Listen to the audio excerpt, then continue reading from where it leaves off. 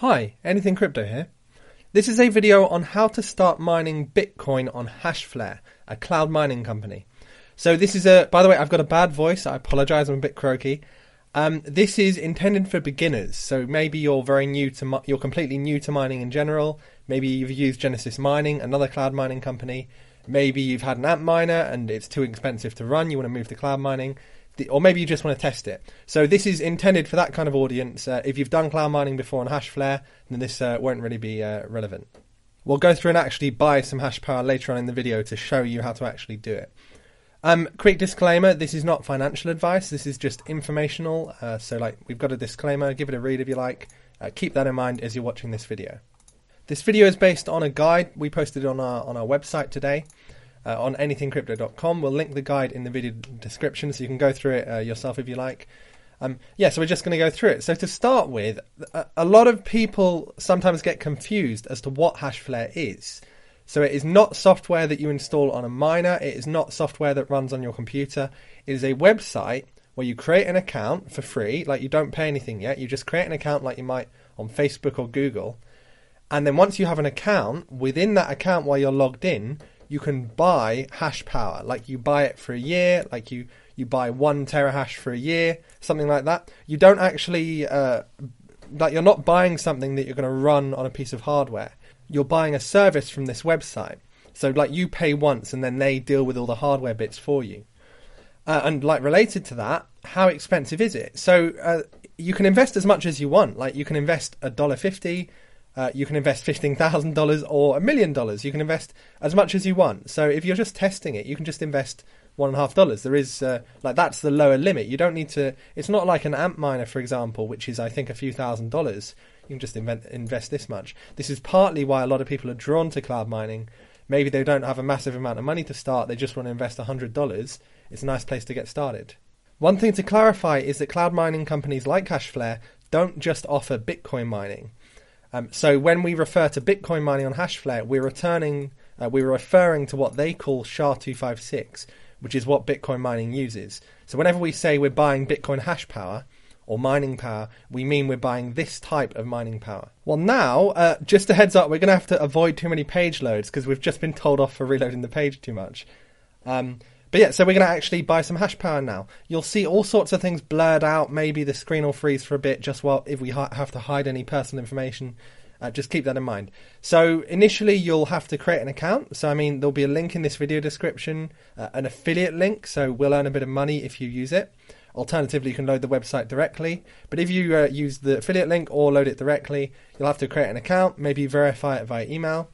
And then when you log in, you should be forwarded to this page. And if you're not, you can click dashboard on the left to go to this page. And to start with, to buy hash power, you click on the left, buy hash power. And then we want Bitcoin hash power, SHA-256. We might not be showing the left sidebar. So at the moment, we're clicking on buy hash rate, the little arrow on it, and then clicking on SHA-256. And then you select the amount. So, I think you can pay for it using dollars, using Bitcoin, using all sorts of things. But an option is to pay for it using your account balance. So we have some money in our HashFlare account, this much Bitcoin. So we're going to pay for it using that. I think that's, given the current exchange rate, I think that's worth about $30. So if we stick $30 worth, so 200 gigahashes. And then, so you select whatever amount you want. So you can start with like $1.50, $3. We're going to stick $30 worth. And then hit proceed. By the way, when you buy new hash power, as far as I'm aware, it creates a new 1-year contract. So every time you buy hash power, at the moment, at the time of making this video, at the end of 2017, it will last for 1 year. So if you buy new hash power later on, it will create a new 1-year contract starting on the date that you bought it. So if you buy it a month after the original one, it will end a month after that original one. So this is $30, so proceed. Hopefully it won't block us again. So, all sorts of things will be blurred here. But then you click, so you confirm the amount of hash power. You select the payment method, which you click here. And then you can pay using anything you like. So, I don't know what EMC is. I need to read up on that. But we will pay from account balance. So, pay from balance. And then I confirm. Yes. And fingers crossed there's enough money in there to pay for it. And there you go. So we've just bought 200 gigahashes of hash power. So you see, if you saw this before, it's just gone up by 200 gigahashes. And you won't, like, you'll see that this new hash power will kick in. I'm not sure if it's on a particular time every day or if it's 24 hours after the purchase date, but it could take up to 24 hours for you to see that return from that hash power you just bought. So, I mean, if you're not seeing any numbers here, just be patient, wait 24 hours. And then if you still haven't seen any numbers, I guess contact their support maybe. But yeah, that's kind of it. So that's how you buy it. Now we've got the hash power. This is a forecast of our revenue per day, per week, and so on and so on. This does not take into account their fees. So they charge around in the region of 20%. So we're actually going to get 20% less than this. This is the revenue per terahash here. So you need to multiply that by, in our case, 19.58. And yeah, that's kind of it. Any questions about anything you see here, I guess stick them in the comments. We'll go through a few more specific things in a minute. So yes, once you've set up your account, you've bought your hash power, if you want, you can just leave it to do its thing and it will just build up coins in your HashFlare account. If you're going to do that, make sure you have two-factor enabled. I mean, it's probably a good idea to have it enabled anyway. But alternatively, there are lots of things you can do now. So, for example, you can go into your settings and you can add a Bitcoin address, and then any Bitcoin you mine, I'm not sure if it would withdraw it automatically, but you would have the option to withdraw it when it reaches, I think, 0.01. I think they've got a minimum withdrawal amount. Dollar value, I guess that's about $100, or it might be more. It might be $150. Yeah, so if you're working with very, very small amounts, you might need to be very patient and wait a while to withdraw this. Maybe in the meantime reinvest it, or just, I guess if it was just for testing, I guess just leave it there. But yeah, so that's how you'd withdraw it. And then alternatively, you can do what we just did. You can reinvest your mined coins. I think the coins you just saw were either from affiliate revenue, as in you get, when you refer someone to HashFlare, this is also a section, you get 10% of whatever they buy in hash power. So in our case, I guess somebody bought 0.02 Bitcoin worth of hash power, and we got 0.002. I think I've got the right number of decimal places in like Bitcoin to our account.